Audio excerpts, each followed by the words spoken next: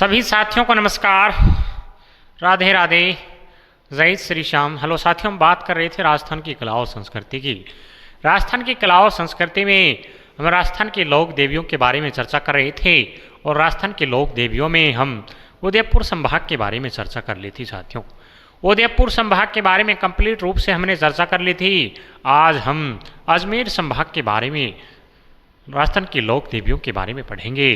तो आज हम शुरू कर रहे हैं अजमेर संभाग की लोक देवियाँ।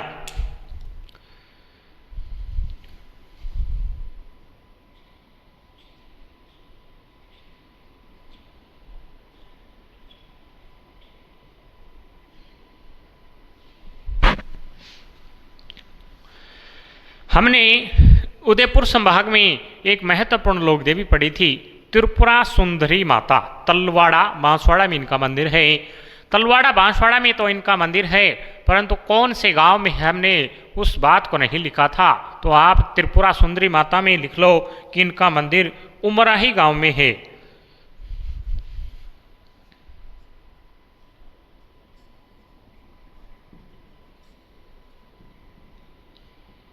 त्रिपुरा सुंदरी माता, तलवाड़ा बांसवाड़ा,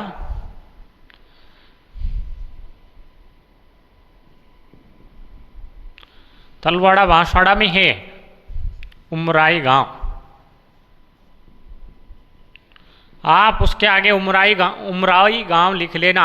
एग्जाम में यहाँ से क्वेश्चन आ चुका है कि त्रिपुरा सुंदरी माता का मंदिर है, कौन से गांव में है? उमराई गांव में है।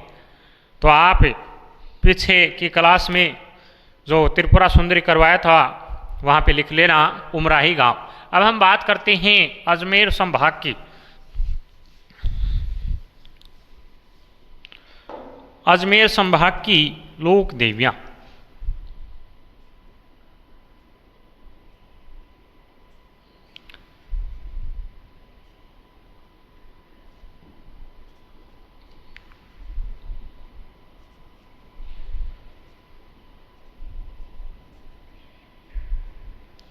अजमेर संभाग में कितने जिले आते हैं सर? 6 जिले आते हैं। ठीक है, 6 जिलों के बारे में हम कंप्लीट रूप से चर्चा करेंगे।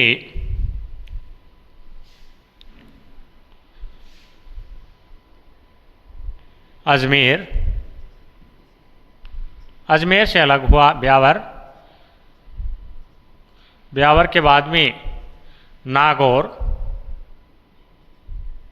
डीडवाना को चमन, नागौर से अलग हुआ।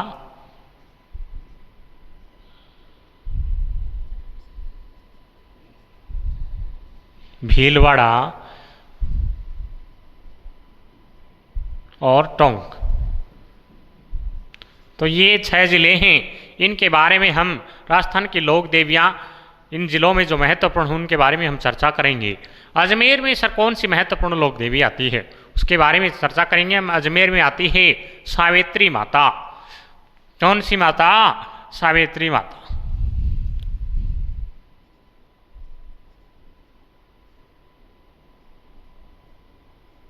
सावित्री माता। सर सावित्री माता का मंदिर है वो कहाँ पे है?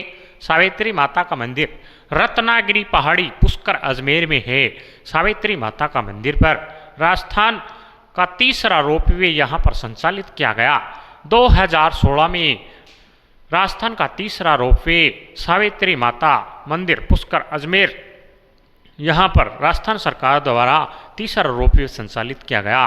पिछली कक्षाओं में मैंने आपको बता दिया था कि रोपवे क्या होता है। तार के द्वारा ट्रॉलियों की सहायता से भक्तजनों का एक स्थान से दूसरे स्थान पर जाना, अर्थात नीचे से दुर्गम पहाड़ियों पर चढ़ाई करना तार के सहारा ट्रॉलियों के द्वारा, क्योंकि भक्तजनों को पर से नीचे से पहाड़ी पर चढ़ने में परेशानी, कठिनाइयों का सामना करना पड़ता था। इसीलिए राजस्थान ने, सरकार ने यहाँ पर राजस्थान का तीसरा रोपवे संचालित किया। और उसकी लंबाई सर कितनी है? 700 मीटर उसकी लंबाई है। लिखेंगे यहाँ पे सावित्री माता का मंदिर कहाँ पे है?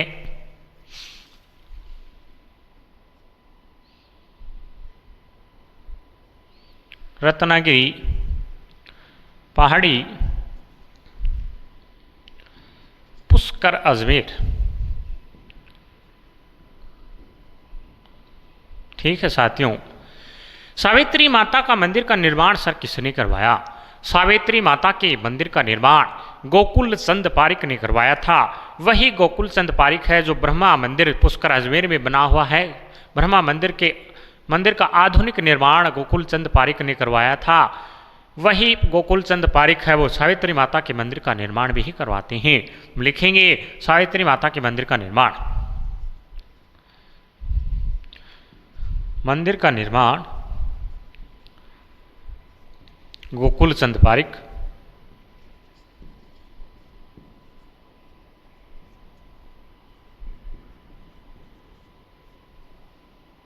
ठीक है साथियों, इस माता के मंदिर पर राजस्थान का तीसरा रोपवे 2016 में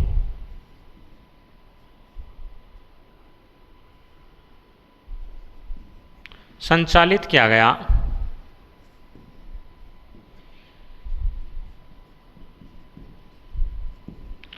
लंबाई लिख लो इसकी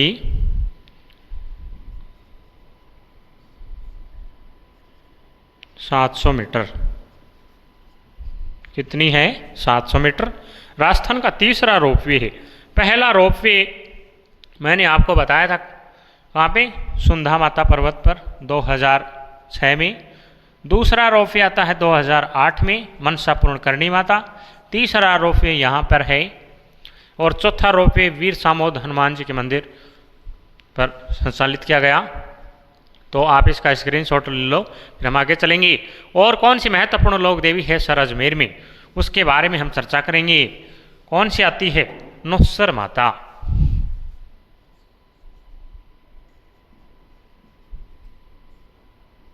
नौसर माता।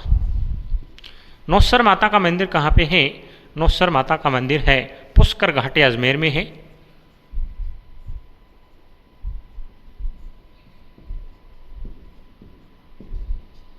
ठीक है साथियों, आशा करता हूँ आपको इतनी बात समझ में आ गई होगी कि अजमेर में यही दो महत्वपूर्ण लोक देवियाँ हैं।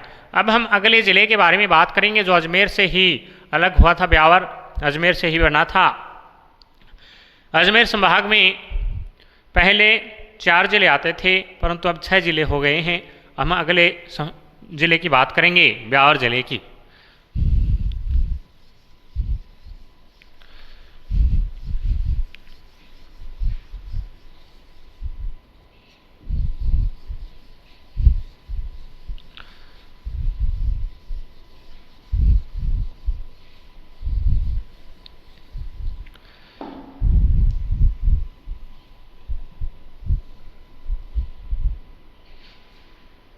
ब्यावर में कौन सी महत्वपूर्ण लोक देवी है सर? ब्यावर में आती है कुशाल माता। कौन सी माता? कुशाल माता। ठीक है सर, कुशाल माता के बारे में क्या जानकारी है? कुशाल माता का मंदिर है वो बदनौर भीलवाड़ा में आता था। बदनौर तहसील कहाँ पे थी? जब ये नए ज़िले नहीं बने थे तो भीलवाड़ा में आता था, परंतु बदनौर तहसील को ब्यावर में सम्मिलित कर दिया गया है, इसीलिए यह मंदिर भी ब्यावर जिले में आता है। यह मंदिर कहाँ पे है? बदनौर ब्यावर में है सर। और उसके बाद कुशाल माता के मंदिर का निर्माण सर किसने करवाया? कुशाल माता के मंदिर का निर्माण मेवाड़ महाराणा कुंभा ने, गुजरात के शासक थे कुतुबुद्दीन शाह ए मालवा के महमूद खिलजी की संयुक्त सेना को परास्त करते हैं और उसी विजय की उपलक्ष्य में कुशाल माता के मंदिर का निर्माण करवाते हैं साथियों। 1457 में बदनौर का युद्ध होता है साथियों। कब? 1457 में बदनौर का युद्ध होता है। मेवाड़ महाराणा कुंभा और गुजरात के शासक कुतुबुद्दीन शाह ए मालवा के महमूद खिलजी प्रथम, ये दोनों की संयुक्त सेना मिलकर मेवाड़ महाराणा कुंभा से युद्ध करते हैं और बदनौर की युद्ध में मेवाड़ महाराणा कुंभा की जीत हो जाती है और उसी जीत की खुशी में कुशाल माता के मंदिर का निर्माण करवाते हैं। आशा करता हूँ इतनी बात आप सभी को समझ में आ गई होगी। तो हम इसके बारे में लिखेंगे कुशाल माता बदनौर ब्यावर। ठीक है साथियों, इस माता के मंदिर का निर्माण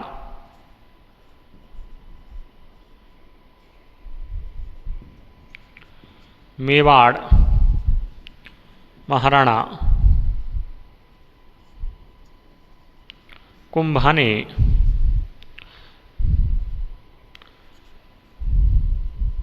बदनौर के युद्ध कब हुआ? 1457 ईस्वी। बदनौर के युद्ध में गुजरात के शासक कुतुबुद्दीन शाह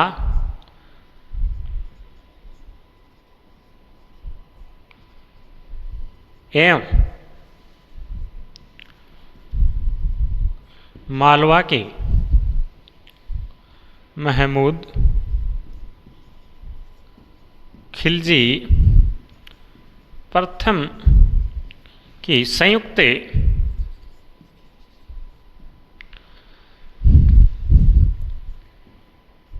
सेना को पराजित कर विजय के उपलक्ष्य में उनकी विजय हो गई थी।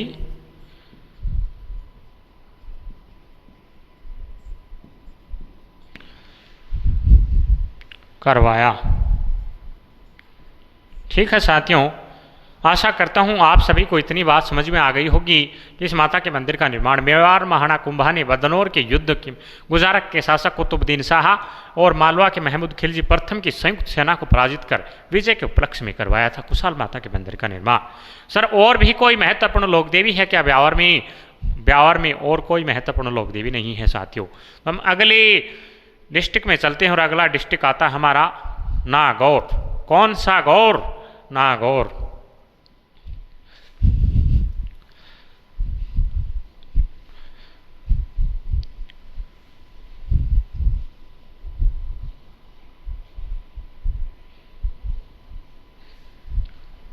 नागौर में चलते हैं। नागौर में सर कौन सी माता का मंदिर है? नागौर में आता है दधिमती माता।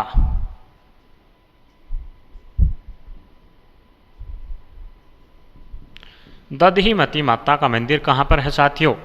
गोठ मांगड़ोत जायल तहसील नागौर में दधिमती माता का मंदिर है। ठीक है साथियों, दधिमती माता का मंदिर गुर्जर प्रतिहार काल में, कौन से काल में? गुर्जर प्रतिहार काल में। और मैंने आपको पिछली क्लासों में बता दिया था गुर्जर प्रतिहार काल यानी 8वीं से 12वीं शताब्दी के मध्य जो मंदिर बनेगा कौन सी शैली में बनेगा? महामारू शैली में। तो यह मंदिर भी महामारू शैली में निर्मित किया गया है गुर्जर प्रतिहार काल में। सर इस मंदिर का निर्माण किसने करवाया था? इस मंदिर के निर्माण किसने करवाया इसके बारे में कोई पुख्ता सबूत नहीं है, इसीलिए यह गुर्जर प्रतिहार काल में इस मंदिर का निर्माण करवाया गया। और इसके बारे में मंदिर का निर्माण किसने करवाया इसके बारे में कोई ज़्यादा जानकारी नहीं है। दधिमती माता के मंदिर में जो पुजारी होता है उसे दाई माँ कहते हैं। क्या कहते हैं? दाई माँ।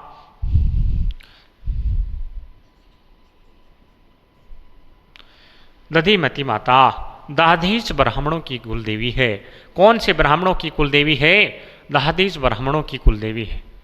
इसके बाद हम बात करते हैं दधिमती माता के मंदिर में जो मूर्ति है वो भूमि से स्वयं ही प्रकट हुई थी, ऐसा वहाँ पर स्थानीय लोगों के द्वारा कहा जाता है कि जब दधिमती माता की मूर्ति जब भूमि से स्वयं ही प्रकट हो रही थी, अर्थात अवतरण हो रहा था माता का, तो वहाँ पर किसान जो खेत में काम कर रहे थे, स्थानीय लोगों के द्वारा शोर शराबा किया जाने लगा।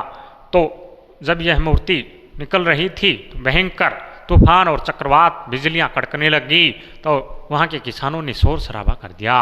माता ने कहा कि मैं इन लोगों का ये दर्द सहन नहीं कर सकती, और माता की यह मूर्ति निकलते निकलते आधे ही निकलती है। कितनी निकलती है? आधे ही। इसीलिए इस मंदिर में माता के शीश की ही पूजा की जाती है। बस ऐसी महत्वपूर्ण जानकारियाँ साथियों दधिमती माता के मंदिर के बारे में हैं। यह मंदिर के पास ही जिप्सम की खान है। कौन सी खान है साथियों? जिप्सम की खान है। तो ऐसी महत्वपूर्ण जानकारियाँ दधिमती माता के बारे में साथियों। दधिमती माता के मंडोवर यानी गर्भगृह की बाहरी दीवार होती हैं। ये गर्भगृह है, कोई मंदिर का अंदर का गर्भगृह, यहाँ पर जो मूर्ति रखी जाती है, इस गर्भगृह के चारों ओर बाहरी दीवार हैं। उस बाहरी दीवार पर हाथों से रामायण के दृश्य अंकित किए गए हैं। तो आशा करता हूँ इतनी बात दधिमती माता के बारे में आप सभी को पता लग गई होंगी। तो हम इनके बारे में लिख लेते हैं।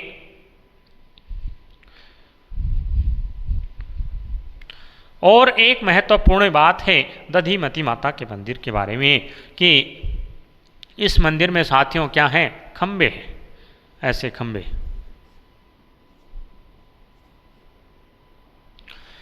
ऐसे खंबे हैं दधिमती माता के मंदिर में, और उनमें से एक खंबा है वो हवा में झूल रहा है, ऐसा कहा जाता है साथियों। आप जाके देख सकते हो वहाँ पे यह खंबा अभी हवा में झूल रहा है और धरती को भी टच नहीं कर रहा है। धरती और इस खंबे में थोड़ा सा स्पेस है। तो वहाँ के भक्तगण माता का ये चमत्कार मानते हैं, और कहा जाता है कि यह खंबा जिस दिन इस भूमि पर अड़ जाएगा उस दिन कलयुग का अंत हो जाएगा और प्रलय मच जाएगी संसार में। तो ऐसा महत्वपूर्ण लोक देवी दधिमती माता है, और लोग हैं इस पिल्लर के, कोई मोड़ी बांधता है, कोई माता की चुनरी बांधता है।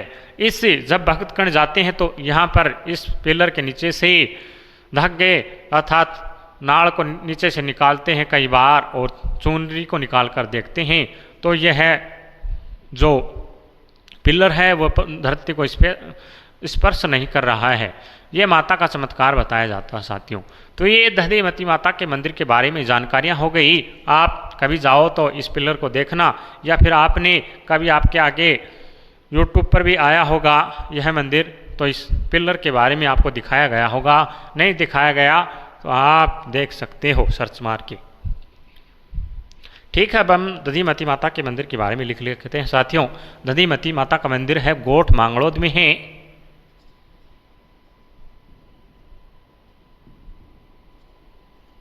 गोठ मांगड़ोद, जायल नागौर। ठीक है साथियों, दधिमती माता दहदीच ब्राह्मणों की कुल देवी है।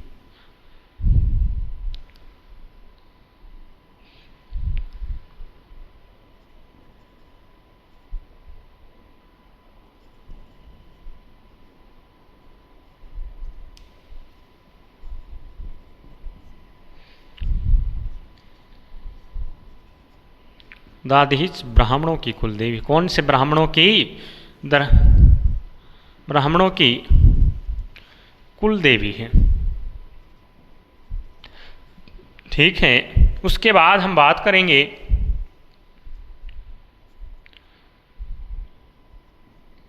इस मंदिर का निर्माण गुर्जर प्रतिहार काल में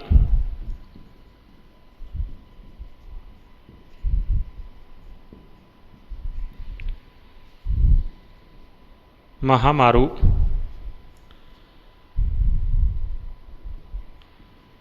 शैली में करवाया गया। ठीक है साथियों, इस मंदिर का पुजारी दाइमा कहलाता है।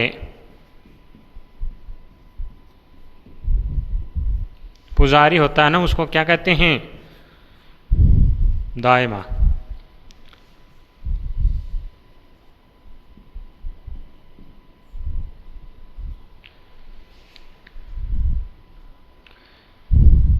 इस मंदिर के पास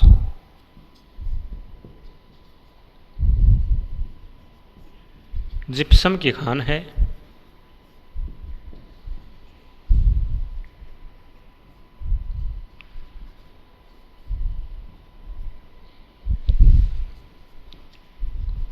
इस मंदिर के मंडोवर अर्थात गर्भगृह के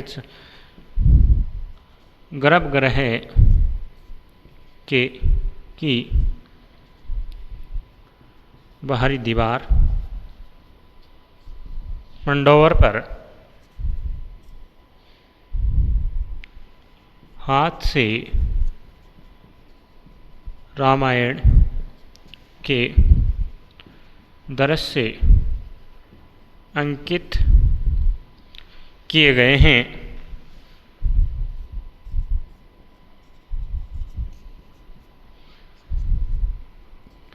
इस माता की मूर्ति का धरती से स्वयं अवतरण हुआ था।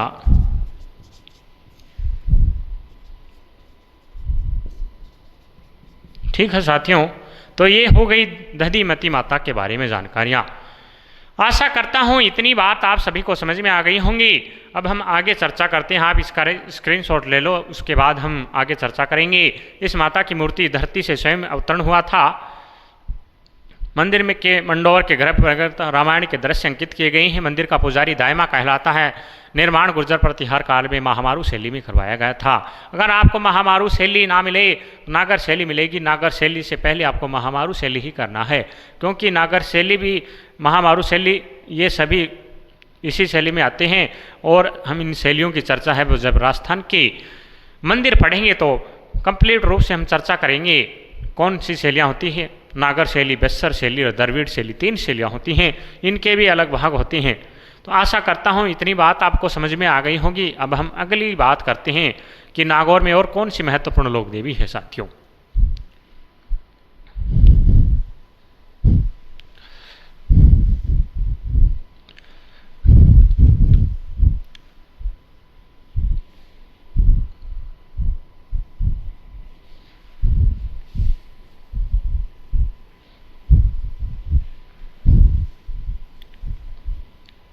अगली आती है हमारी भंवाल माता। कौन सी माता? भंवाल माता।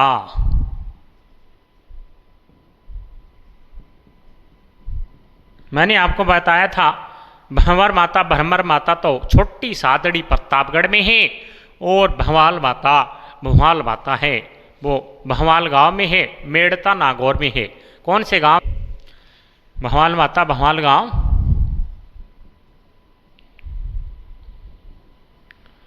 मेड़ता नागौर।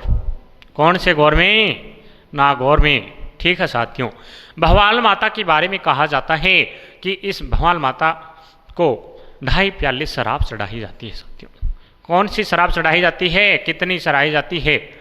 2.5 प्याले इस माता के मंदिर में शराब चढ़ाई जाती है साथियों। तो ये कौन सी लोक देवी हो गई? कौन सी मामी हो गई? ये खारी मामी। मैंने आपको पहली क्लास में बताया था साथियों कि जिस देवी को भैंस से या नर की बलि दी जाए या फिर शराब का भोग लगाया जाए तो कौन सी मामी होगी? वो खारी मामी होगी, अर्थात ये है नमकीन मामी है। कौन सी मामी है? नमकीन मामी है। तो सर मीठी मामी किसे कहा जाता है? मीठी मामी जिस लोक देवी को 5 स्टार, डेयरी मिल्क, चॉकलेट और पतासे, मखाने इत्यादि मिठाई का भोग लगाया जाए उसे मीठी मामी कहा जाता है साथियों। आशा करता हूँ इतनी बात आपको समझ में आ गई होंगी। तो हम लिखेंगे भंवाल माता के बारे में।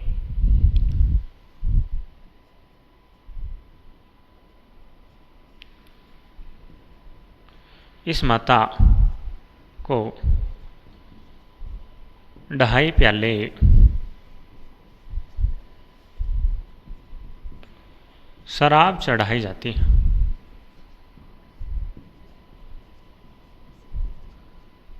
ठीक है साथियों, इतना ही था बवाल माता के बारे में। अब हम आगे बात करेंगे कौन से ज़िले के बारे में, डेढ़वाड़ा कुचामन के बारे में। डेढ़वाड़ा कुचामन है वो नागौर से ही अलग हुआ है, उसके बारे में हम चर्चा करेंगे।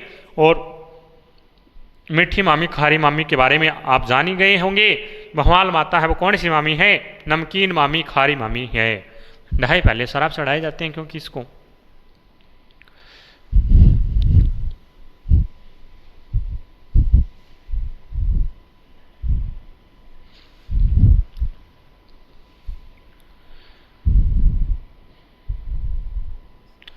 और डेढ़वाड़ा कुचामन में सबसे पहले हम बात करते हैं केवाय माता की।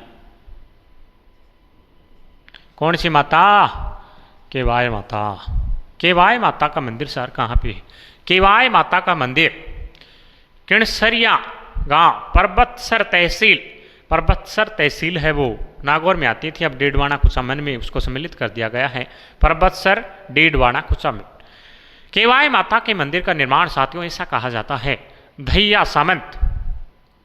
कौन सा सामंत? दहिया सामंत चचदेव ने करवाया था। यह चचदेव वही है, दुर्लभ राज का सामंत था चचदेव, इसने इस मंदिर का निर्माण करवाया साथियों। और केवाय माता है, केवाय माता दहिया राजवंश की कुलदेवी है। तो ऐसी महत्वपूर्ण जानकारियां किसके बारे में हैं? केवाय माता के बारे में। तो हम लिखेंगे केवाय माता किणसरिया गांव,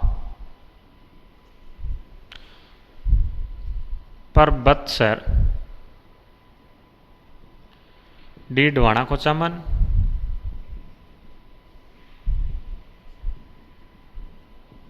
कौन सा कुचामन? डेढ़वाड़ा कुचामन।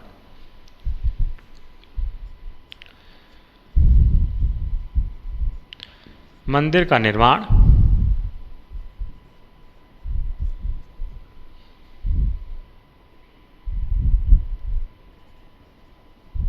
दहिया सामंत। कौन सा सामंत? दहिया सामंत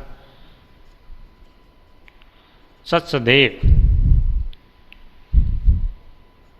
दुर्लभ राज का सामंत।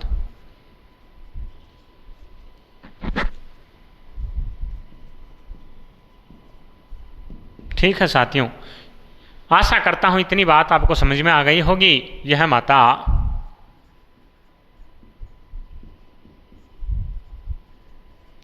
दहिया राजवंश की कुलदेवी है। किसकी कुलदेवी है? दहिया राजवंश की कुलदेवी है साथियों। तो ये हो गई केवाय माता के बारे में महत्वपूर्ण जानकारियाँ। अब हम आगे चलेंगे कि डेढ़वाड़ा में और भी कोई महत्वपूर्ण लोक देवी है कैसा? हाँ, और भी कोई महत्वपूर्ण लोक देवी है और उसका नाम आता है पाडाई माता।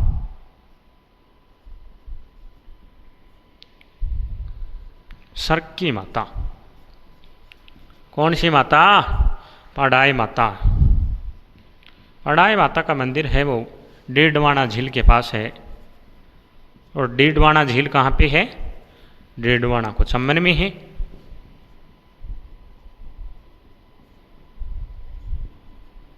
तो ये हो गई डेढ़वाड़ा कुचामन जिले के बारे में जो भी महत्वपूर्ण लोक देवियाँ थी उनके बारे में हम चर्चा कर चुके हैं। अब हम आगे बढ़ेंगे कि भीलवाड़ा जिले की बात करेंगे। भीलवाड़ा जिले में कौन सी महत्वपूर्ण लोक देवियाँ हैं? आप इसका स्क्रीनशॉट ले लो। अब हम आगे चलेंगे।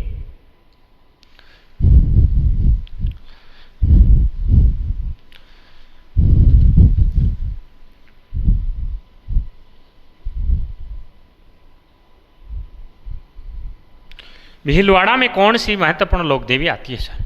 भीलवाड़ा में आती है कौन सी माता? जोगणिया माता।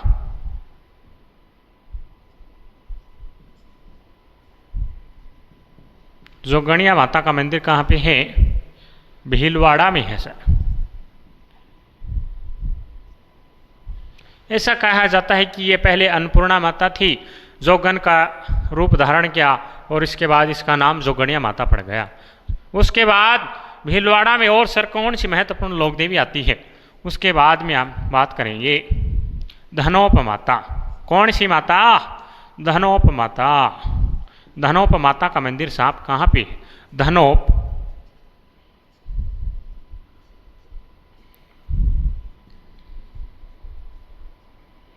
धनोप गांव भीलवाड़ा।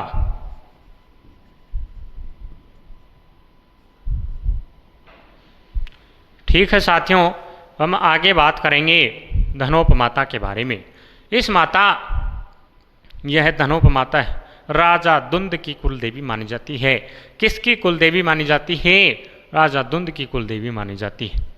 धनोप माता के मंदिर में पहले बकरे भैंसे की बलि दी जाती थी, परंतु वर्तमान में सरकार के द्वारा इन बलियों को सभी मंदिरों में बंद कर दिया गया है साथियों। जीव हत्या को बंद कर दिया गया है, तो भक्त जन नारियल के रूप में माता को बलि चढ़ाते हैं और जीवों को बलि को बंद कर दिया गया साथियों। ऐसी महत्वपूर्ण जानकारियाँ धनोप माता के बारे में है। धनोप माता का मेला है वो 10 दिन तक लगता है साथियों। आश्विन और चैत्र माह में चैत्र शुक्ल एकम से चैत्र शुक्ल दशमी तक इस माता का मेला लगता है। तो इसके बारे में हम लिखेंगे धनोप माता। आप इसकी वो भी लिख लो, तहसील लिख लो, शाहपुरा भीलवाड़ा।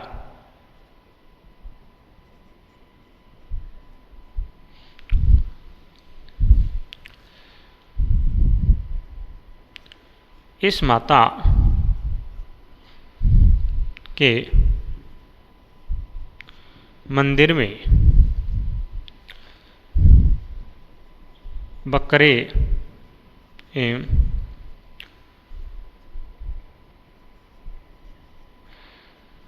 भैंसे की बलि दी जाती थी, जिसको वर्तमान में राजस्थान सरकार द्वारा सभी मंदिरों में बंद करवा दिया है। ठीक है साथियों, यह माता राजा दुंद की कुलदेवी है। किसकी कुलदेवी है? कुलदेवी है।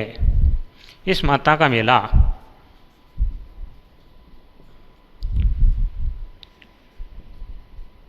चैत्र शुक्ल एकम से दशमी तक भरता है मेला, चैत्र से को लेकर, और आश्विन नवरात्रों में भी इस माता का मेला भरता है। आशा करता हूँ सभी साथियों से कि इतनी बात आपको समझ में आ गई होगी। धनोप माता, धनोप गांव भीलवाड़ा, शाहपुरा। इस माता के मंदिर में बकरे भैंसे की बलि दी जाती थी, परंतु राजस्थान सरकार के द्वारा सभी मंदिरों में इसको बंद करवा दिया गया है। जीव हत्या होती है, इसलिए इसको बंद करवा दिया गया। माता राजा धुंद की कुलदेवी मेला चैत्र शुक्ल एकम से दशमी तक लगता है और आश्विन में भी लगता है इनका मेला। तो ऐसी कौन सी माता है? धनोप माता। और ये हो गई भीलवाड़ा जिले के बारे में जो भी महत्वपूर्ण लोक देवियाँ थी वो समाप्त हो गई हैं। अब हम आगे चर्चा करेंगे कौन से जिले के बारे में? टोंक। कौन सा जिला? टोंक। टोंक में सर कौन सी महत्वपूर्ण लोक देवी है? टोंक के बारे में चर्चा करेंगे साथियों। टोंक में आता है एक ही जल लोक देवी और उसका नाम है जल देवी। कौन सी देवी? जल देवी। और जल देवी का मंदिर कहाँ पे है? बावड़ी गांव। बावड़ी गांव। कौन सा गांव? बावड़ी गांव। और बावड़ी गांव टोडा रायसिंह।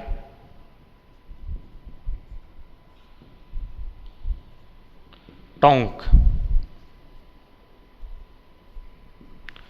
बावड़ी गांव टोडा रायसिंह टोंक में जल देवी का मंदिर है। ये हो गई टोंक की बात। आशा करता हूं कि अजमेर संभाग की जो भी महत्वपूर्ण लोक देवियां हैं आप सभी को समझ में आ गई होगी साथियों। अब हम दूसरे संभाग के बारे में चर्चा करेंगे और कौन से संभाग पर चलेंगे, हम कोटा संभाग के ऊपर चलेंगे, उसके ऊपर चर्चा करेंगे हम।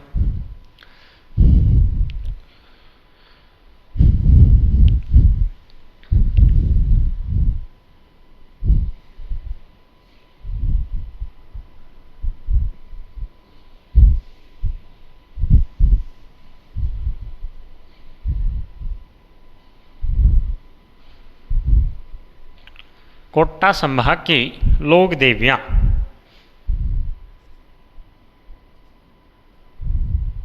कोटा में कितने जिले आते हैं? 4। कितने जिले आते हैं साथियों?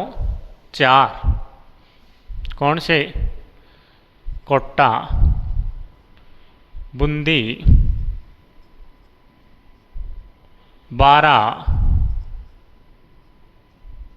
झालावाड़।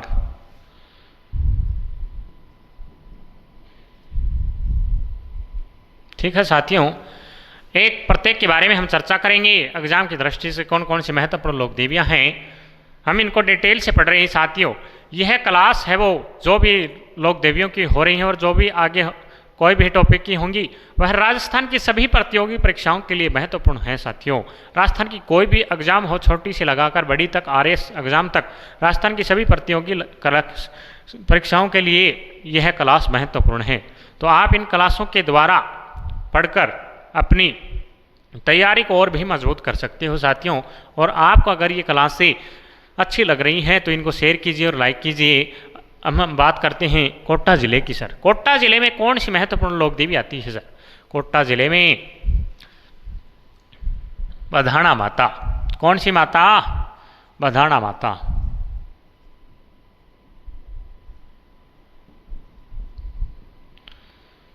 बधाना में ही है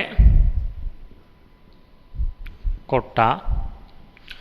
इस माता के बारे में साथियों कहा जाता है कि इस माता के मंदिर में मूठ से पीड़ित व्यक्तियों का इलाज किया जाता है साथियों। मूठ से पीड़ित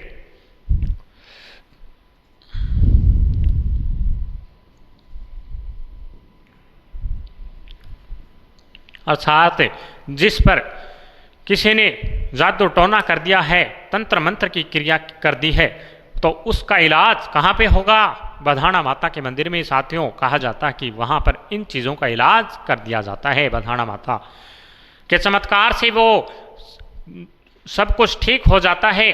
जब किसी व्यक्ति पर मूठ से यानी वो तांत्रिक क्रिया करके और किसी पर जादू टोना कर दिया जाता है तो उसे क्या कहते हैं? मूठ से पीड़ित व्यक्ति कहते हैं। और मूठ से पीड़ित व्यक्ति का इलाज इस माता के मंदिर में किया जाता है साथियों। यह माता हाड़ा चौहानों की कुल देवी मानी जाती है साथियों। किसकी कुल देवी मानी जाती है? हाड़ा चौहानों की कुल देवी मानी जाती है साथियों। तो ऐसी महत्वपूर्ण जानकारियां बधाना माता के बारे में हैं, हम लिखेंगे साथियों।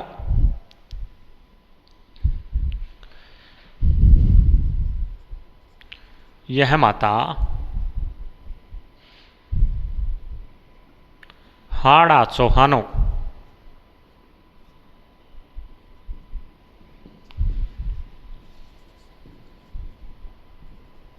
कुल देवी है। इस माता के मंदिर में मूठ, जादू टोना,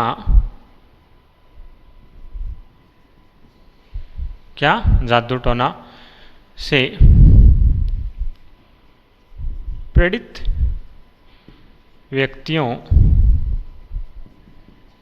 का इलाज किया जाता है।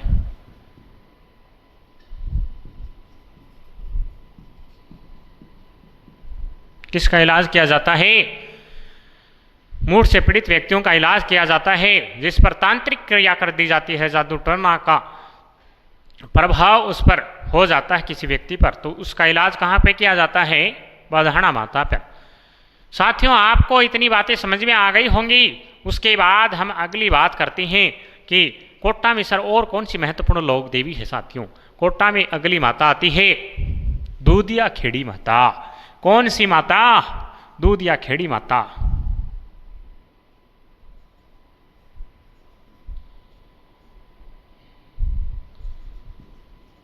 और दूधिया खेड़ी माता का मंदिर कहाँ पे है? कनवास कोटा। कहाँ पे है?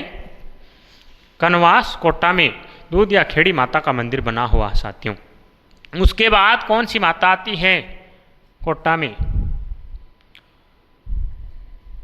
डाढ़ देवी। कौन सी देवी? डाढ़ देवी। डाढ़ देवी का मंदिर कहाँ पे है? कोटा में ही है। तो ऐसी कौन महत्वपूर्ण देवियाँ कौन से जिले में हैं? कोटा जिले में है साथियों। अब हम बात करेंगे, कोटा जिले में तो हो गई, अब हम बूंदी के बारे में बात करेंगे। बूंदी में कौन सी महत्वपूर्ण लोक देवियाँ हैं साथियों? आशा करता हूँ ये क्लासें आपको समझ में आ रही होंगी, और समझ में आ रही हैं तो इन क्लासों को आप शेयर कीजिए।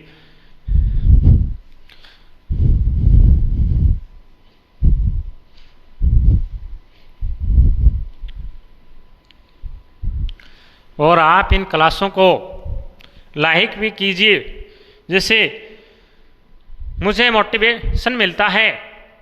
आपके जो भी प्रतिक्रिया होती है उससे हम अगली क्लास को और भी अच्छे से लेकर आते हैं। तो आप इस क्लास को लाइक भी कीजिए, जो भी जितनी भी क्लासें आपको अच्छी लग रही हैं तो इनको लाइक भी कीजिए। अगली बात हम करते हैं बूंदी के बारे में साथियों। बूंदी में कौन सी महत्वपूर्ण लोक देवी है? बूंदी में आती है साथियों इंद्रगढ़ माता, बीजासन माता। बीजासन माता। कौन सी माता? बीजासन माता, या कह दो इंद्रगढ़ माता। इंद्रगढ़ माता, इसका मंदिर कहाँ पे है? इंद्रगढ़ में ही है, बूंदी। ठीक है साथियों। इसके बाद कौन सी माता आती है? इनका मेला है वो आश्विन और चैत्र नवरात्रों में लगता ही है, आपको पता ही होगा। जो भी लोक देवियाँ हैं प्रमुख रूप से प्रमुख जो भी महत्वपूर्ण लोक देवियाँ हैं उनका आश्विन और चैत्र नवरात्रों में मेला तो लगता ही है। कोई एग्जाम में क्वेश्चन आ जाए तो आप इनको कर सकती हो। 95% जो भी महत्वपूर्ण लोक देवियाँ हैं उनका मेला है वो आश्विन और चैत्र नवरात्रों में लगता है। जो एक दो बज जाती है उनका अलग से लगता है। उसके बाद हम बात करते हैं बूंदी में और कौन सी महत्वपूर्ण लोक देवी है साथ। बूंदी में अगली महत्वपूर्ण लोक देवी आती है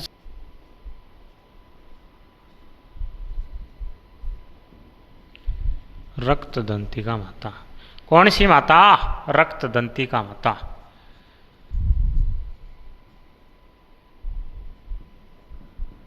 कहाँ पे है इनका मंदिर? सत्तूर, बूंदी।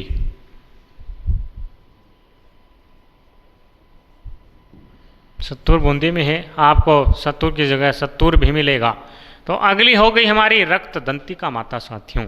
उसके बाद हम बात करते हैं बूंदी में और भी कोई महत्वपूर्ण लोक देवी है क्या साथियों? नहीं, उसके बाद कोई महत्वपूर्ण लोक देवी नहीं आती है। आगे बात करते हैं 12 जिले में कौन कौन सी महत्वपूर्ण लोक देवियाँ हैं साथियों, उसके बाद हम चर्चा करेंगे।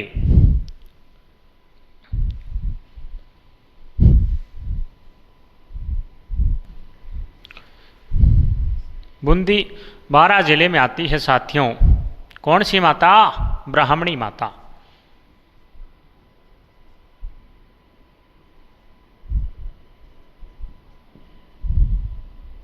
ब्राह्मणी माता का मंदिर साथियों कहाँ पे है? ब्राह्मणी माता का मंदिर है वो सोरसेन 12 में है। कहाँ पे है? सोरसेन अंता 12 में है। ऐसा कहा जाता है साथियों कि इस माता के मंदिर के पास माघ की शुक्ल सप्तमी को गधों का मेला लगता है साथियों। इस माता यह एकमात्र लोक देवी है साथियों जिसके पीठ का श्रृंगार और पीठ की पूजा की जाती है। यह राजस्थान की एकमात्र लोक देवी है। तो ऐसी महत्वपूर्ण जानकारियाँ इस माता के बारे में हैं और यह कुम्हारों की कुल देवी भी मानी जाती है साथियों। ऐसी महत्वपूर्ण बातें हैं ब्राह्मणी माता के बारे में हैं। हम लिखेंगे ब्राह्मणी माता सोरसेन अंता 12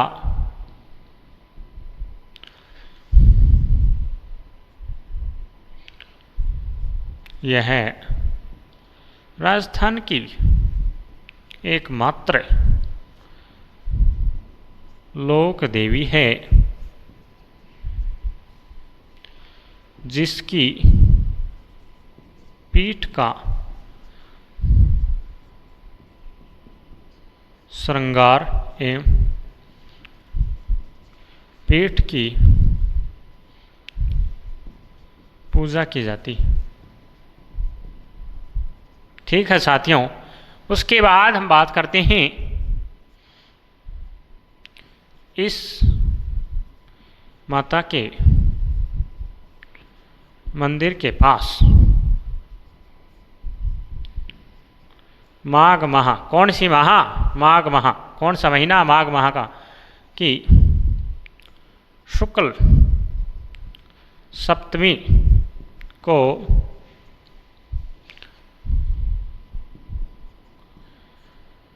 गधों का मेला लगता है। ठीक है साथियों, यह माता कुम्हारों की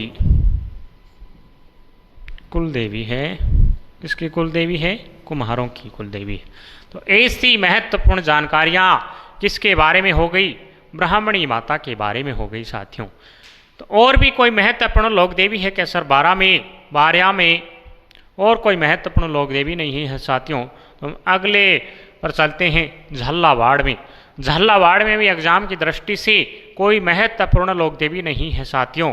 तो इस प्रकार कोटा संभाग भी हमारा कंप्लीट हो गया है साथियों। आशा करता हूँ कि जो भी क्लासें आ रही हैं वो आपको समझ में आ रही होंगी। उसके बाद हम राजस्थान के लोक देवताओं का अध्ययन करेंगे साथियों। जो हमारी 2 क्लासें और होंगी राजस्थान की लोक देवियों के बारे में, और उसके बाद हम विधि विधान से राजस्थान की लोक देवियों का समापन कर देंगे साथियों। आशा करता हूँ आपको जितना भी पढ़ा दिया गया है वो आपके समझ में आ गया है। तो आप इसका स्क्रीनशॉट ले लो और उसके बाद हम अगली क्लास कल करते हैं। जय श्री श्याम।